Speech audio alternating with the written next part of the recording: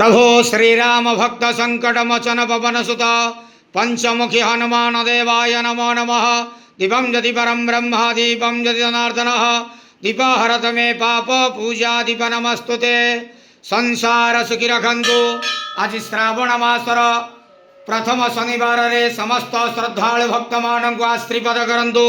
मनस्कामना पूर्ण करंतु। कर्म क्षेत्रोन्नति करंतु। ग्रहरिष्ट खंडन करंतु।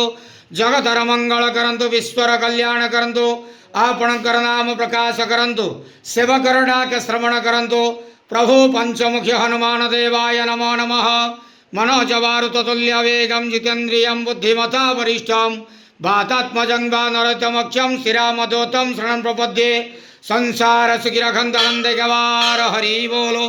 आज श्रावण मासर प्रथम शनिवार रे समस्त श्रद्धालु भक्त मानक आशीर्वाद करंतु। नंदगवार हरि बोलो।